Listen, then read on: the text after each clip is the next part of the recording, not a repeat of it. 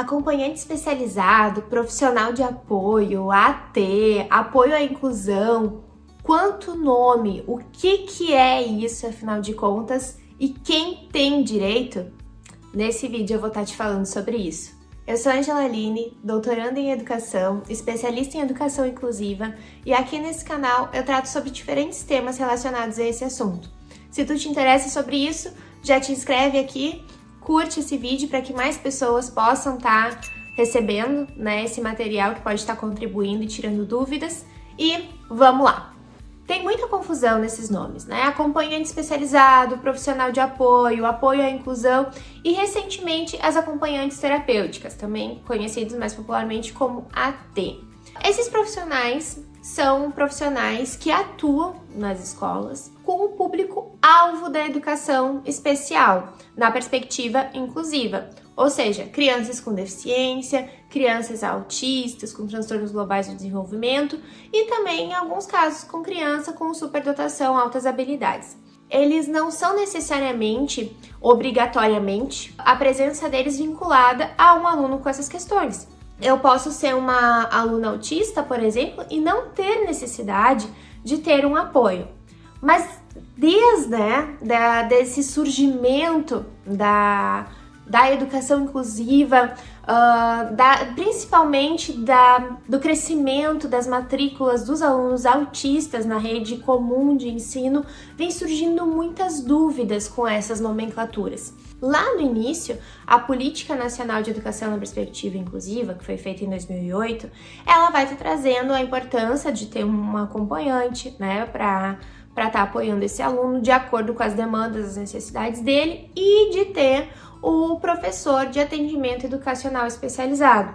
Porque, veja, a responsabilidade nesse cenário da aprendizagem, do desenvolvimento desse aluno, assim como todos os demais, é do professor. Então, pensando que a escola é um ambiente pedagógico, é um espaço de aprendizagem, que esse é o objetivo da escola, esse é o trabalho da escola, e o professor, que é o responsável por esses processos, não seria diferente. A gente não poderia, pensando numa educação inclusiva, transferir essa responsabilidade para um outro profissional. Principalmente pelo fato de que esses profissionais, eles não são professores. Não é exigido essa formação deles. Num primeiro momento, o profissional de apoio, ele era exclusivamente, e ainda se tem esse entendimento, de acordo com a lei vigente que a gente tem, para fins de higiene, locomoção e alimentação. Então, pensando, numa educação infantil, onde as crianças, por vezes, passam o dia inteiro na escola. E, por exemplo, eu tenho uma necessidade, uma criança tem uma necessidade de ter um apoio ali para se alimentar, um apoio para se locomover. Esse profissional, ele estaria apoiando essa criança nesses momentos, Pensando que as propostas, o olhar pedagógico, as intervenções continuam sendo de responsabilidade do professor. É claro que num espaço de escola, principalmente quando a gente pensa a educação inclusiva, esses profissionais vão estar trabalhando em rede. Não tem como acontecer educação inclusiva de forma separada, Então a gente vai ter que ter muito diálogo, muita troca, mas a responsabilidade é do professor. Só que, à medida que o tempo foi passando, foi se vendo a necessidade de que, por vezes, principalmente com as crianças, os alunos autistas, esse profissional não sabia a melhor forma como está conduzindo a situação. Esse profissional não tem formação e, por vezes, o sistema, as redes privadas, as redes municipais, as redes estaduais responsáveis pela essa escola falham no sentido de fornecer formação continuada para esses profissionais, fornecer espaços de reflexão, fornecer espaços de orientação adequada. E a gente não pode transferir para a pessoa essa responsabilidade. Essa responsabilidade é da rede responsável por este aluno, Então a gente não pode pensar que é tarefa, que é dever, que é responsabilidade de um indivíduo. quando isso, na verdade, é de um todo, é de um sistema. Então, a gente sempre precisa ter isso em mente para, inclusive, cobrar as pessoas certas sobre essa demanda, gerar demanda. Isso é uma coisa muito importante. A gente precisa gerar demanda. Ah, mas todo mundo sabe. Tá, todo mundo sabe, mas quanto a gente realmente está registrando esses nossos pedidos, né? Para as secretarias de educação, para os nossos gestores, de que a gente tem essa necessidade. Quanto esses registros estão qualificados, mostrando essa necessidade, né? Isso é amparo. E isso fortalece essa demanda, esse pedido que vai estar reverberando numa formação, numa orientação adequada para ti. Então, voltando, né? E daí em 2015, se eu não me engano foi 2015, a gente tem a Lei Berenice Piana, tá? Posso estar equivocada no ano, mas é a Lei Berenice Piana, que é a lei que vai trazer, vai reconhecer os autistas como pessoas com deficiência perante a lei, para que elas tenham acesso e garantia de direitos também. Porque o autismo não era considerado perante a lei uma deficiência, então eles não conseguiam acessos a determinadas questões, como, por exemplo, o profissional de apoio. Só que frente a essa demanda, eles viram que, bom, aquele profissional que poderia ter só o ensino médio, e que ainda é o que acontece na grande maioria dos casos, no Brasil afora, ele não dá conta. Então, naquela lei ali, eles usaram a nomenclatura acompanhante especializado, pensando, né, que isso daria conta. Bom, vai ser uma pessoa que vai ter algum curso, vai ter uma formação mais adequada, vai conseguir orientar, intervir de uma forma mais interessante com essa criança, com as questões, quando ela se desorganizar, porque pode ser que a criança sim se desorganize com o meio, com o espaço, com o barulho, com o agito da escola, com algumas cores, enfim, isso pode acontecer. Mas também pode ser algo interno, né? Ela pode estar com uma dor e não saber nomear, né? Dependendo do nível de suporte que essa criança autista seja, ela por vezes não consegue ainda estabelecer uma comunicação. Talvez a gente vai estar trabalhando a comunicação aumentativa alternativa, e aí entra muito importante o profissional, né, o professor do atendimento educacional especializado. Então veja, de fato é uma rede que vai estar cheia de tramas.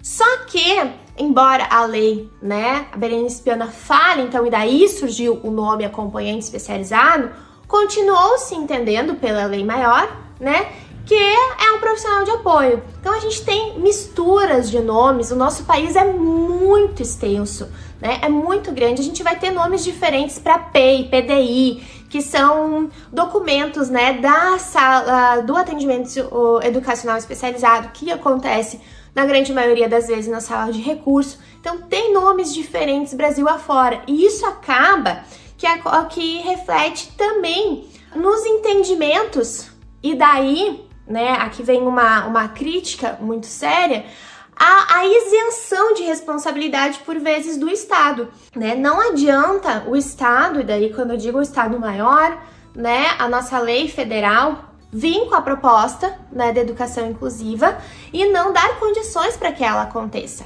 A gente não pode dizer que a educação inclusiva não deu certo, como eu vejo que está crescendo esse movimento. Gente, isso não é verdade. O que acontece é que a educação inclusiva não teve ainda investimentos necessários que qualificassem as práticas e fortalecesse elas para que ela viesse a dar certo. A gente não teve recurso financeiro para isso, para formar professores. Quando a gente fala em educação inclusiva, a gente está falando de professores de AE que precisam ser professores, tá? Com uma especialização em educação especial ou em atendimento educacional especializado.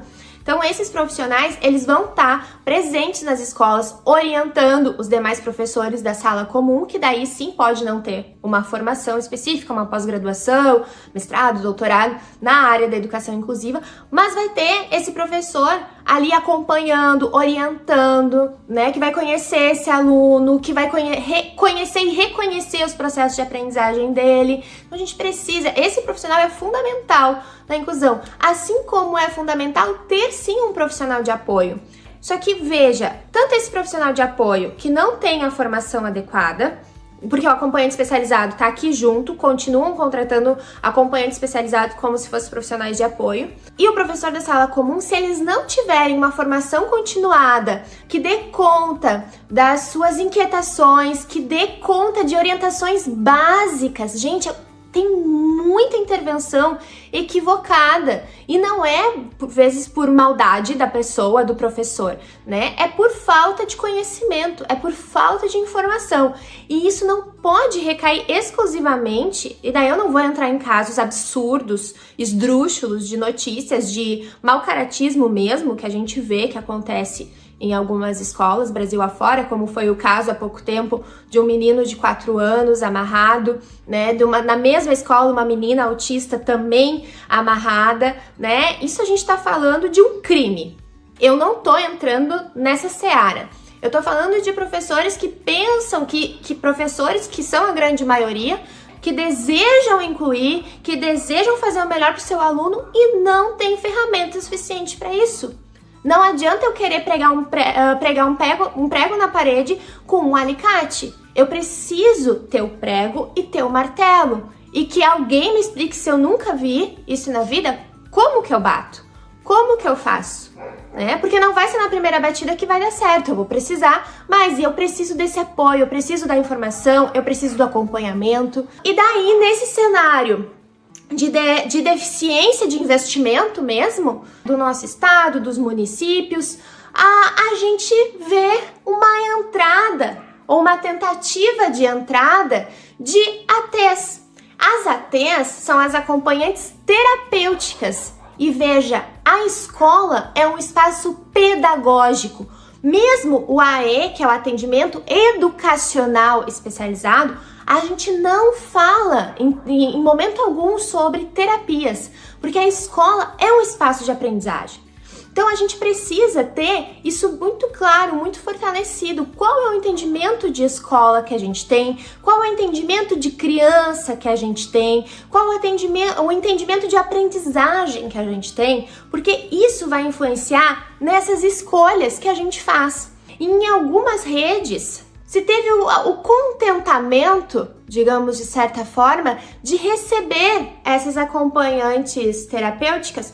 Por quê? Porque elas não investem em profissionais de apoio especializados, porque elas não fornecem a formação continuada para esses profissionais fazerem o seu trabalho da melhor maneira possível, porque elas abandonam professores e também não oferecem as formações que deveriam estar acontecendo. Então, quando vem, né, por via da saúde, de planos de saúde, geralmente, as acompanhantes terapêuticas, alguns espaços recebem, né? Recebem com alegria. Por quê? Porque se isentam da sua responsabilidade. E isso é responsabilidade da mantenedora. Então, se a gente está falando de uma escola municipal, é responsabilidade do município, sim. Se a gente está falando de uma escola privada, é responsabilidade de quem mantém ela, de quem organiza ela, assim como do Estado, assim como se for uma escola de âmbito federal. E veja, eu até separei aqui as funções da acompanhante terapêutica. A questão de suporte emocional, se a gente tiver profissionais de apoio que exercem seu trabalho hoje com uma boa formação continuada, com um bom acompanhamento, ele vai conseguir fazer estratégias adequadas, ele vai conseguir um suporte emocional para essa criança. Assim como a mediação social, que é outra função das ATs, apoio na organização e rotina, né, e intervenções comportamentais. Acredito, né, que uma AT, mesmo com uma boa formação, porque assim como a gente sabe que hoje as formações de professores, inclusive, por vezes, deixam, né, a desejar em determinados assuntos por conta de se desejar cada vez mais rapidamente um diploma. Veja, eu não estou falando que as acompanhantes terapêuticas não são importantes. Em alguns casos, elas são fundamentais. O que eu tô trazendo e problematizando é que a escola não pode transferir a sua responsabilidade, e quando eu falo a escola, não tô falando do diretor, da coordenadora, tô falando de quem sustenta ela, de quem dá a base, quem é o responsável por ela. Não pode transferir responsabilidades dela, se eximir de responsabilidades dela para que outro profissional venha a exercer. Porque se a gente fizer isso, a gente vai se afastar cada vez mais de uma educação inclusiva. Então, o que a gente precisa é olhar para o que está faltando e cobrar quem realmente pode fazer essa diferença. Se a gente cobrou lá e não teve um retorno, a gente pode pedir ajuda em outras esferas que vão estar cuidando das crianças, né? Que estão ao serviço da proteção e dos direitos da criança, como um conselho tutelar, né? O conselho tutelar é para estar apoiando, como até o próprio Ministério Público. Então, quando algum órgão falha, a gente tem outros órgãos que são responsáveis por estar auxiliando nesse processo. Mas então, ficou claro para ti? Ficou com alguma dúvida? Tu sabia dessas diferenças, desse caminho percorrido e por que tanta confusão nesses nomes? Faz sentido essa discussão para ti? Me conta aqui nos comentários. Se tu tiver alguma dúvida sobre isso, também já deixa aqui que eu posso estar falando mais sobre isso em outro vídeo, tá bom? Seguimos juntas, seguimos nós pela educação. Até o próximo vídeo.